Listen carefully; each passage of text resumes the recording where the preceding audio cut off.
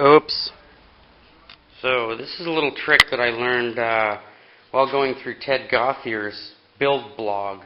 What I've done here is I got a piece of wood that I put some just a vertical line on, and you can see the green dot there. What I've got down at the other end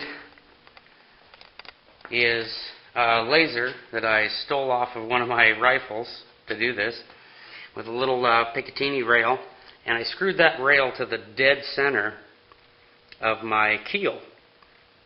So screwed that Picatinny rail down, mounted the laser to it, and then at the farthest distance I possibly could, I set that block up to dead center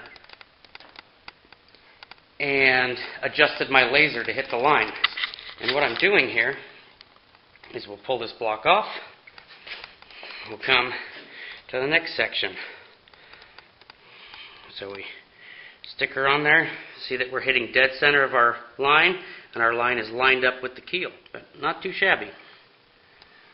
So you can take this and set it anywhere you want along this keel, and so long as your laser is hitting dead center, then you are in the dead center of your keel. And that's also an easy way to mark the center line, to make sure that you're a perfectly straight line from one end to the next.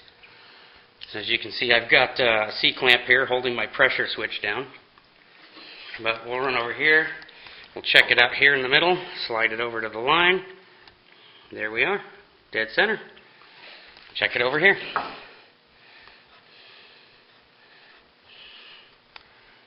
There's our line, dead center.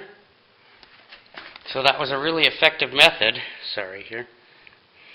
anyhow, really effective method to guarantee that our drawn line and our keel is perfectly straight. Works pretty good. Alright, well, I put a pretty full day in on this thing today. I put in 9 hours, and as you can see, we've got the chines bent around and met up on the stem. Everything looks pretty dang good, pretty fair, really clean lines. The battens are officially screwed down, glued down. Everything's turning out really nice. Here's the fit back here for the chine, and this is the overlap here, you'll see. So I'll draw this line, follow it down from frame to frame to frame, and then that'll be what I fair off to make sure that everything lines up nice and smooth. These chines, let's see, the port side, the side that's closest to us, it is glued up at the transom, glued up at frame 2, glued up at frame 4. I have not glued it at frame 5.5, and it is glued to the stem. It is screwed at every place except 5.5, as well as no epoxy in there. And I did that because it's under a lot of tension. It's under a lot of tension. So while this sets up, for a day or two, I didn't want to drill holes in here for fear that it may blow apart. Anyhow, after this is set up, I'll pull this rope off. This was just a safety in case my clamp slid because it's at a weird angle. I'll back this clamp off to get a gap. I'll fill it up with epoxy, and then I'll clamp it back down, and I'll let that sit for a day or two. And after I'm really certain that it's not going anywhere, then I'll drill holes to screw it down. But it turned out really nice. I mean, all the lines are just really nice. No issues.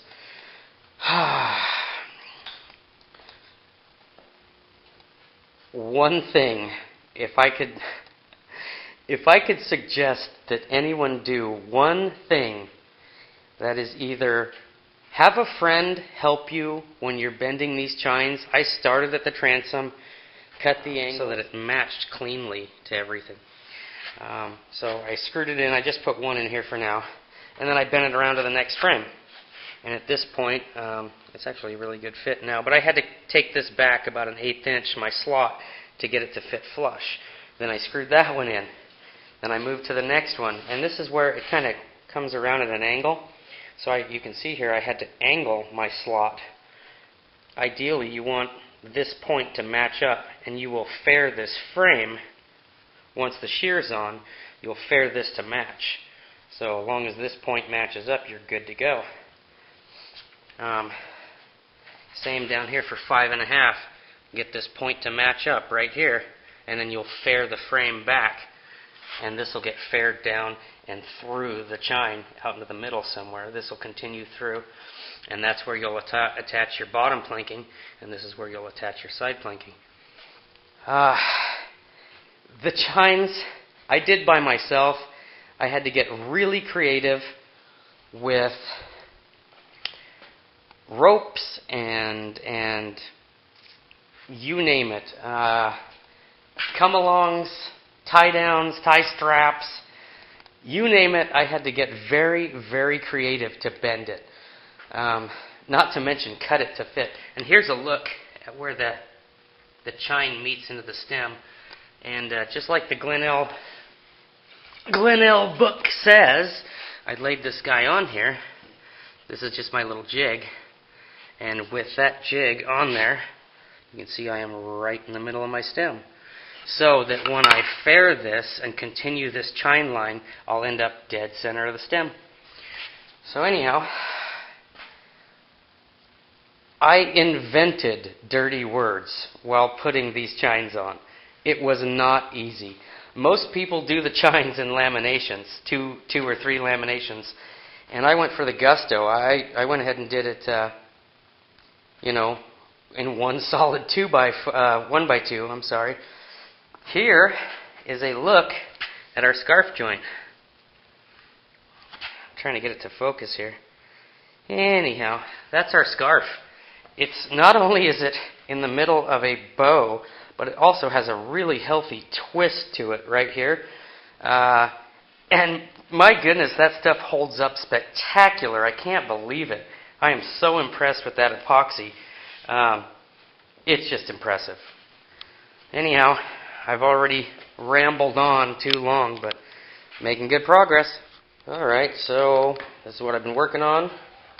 Scarf joining my shear. The shear is 1.25 inches by 5/8, and there'll be 2 laminations. So this will get stretched around, screwed to each frame, and it's the one that connects to the breast hook and wraps down around here. It'll be actually the top rail, or where you'll rest your arm on the boat. So anyhow, again, same story. Can't get 16-foot length, so I bought 2 8-footers and scarfed them together to make my 16-foot length. This one is still tacky. I just glued it up tonight. This one right here is sitting there dried and ready to go. I just haven't faired it down yet, but it's all ready to go. It's nice and hard.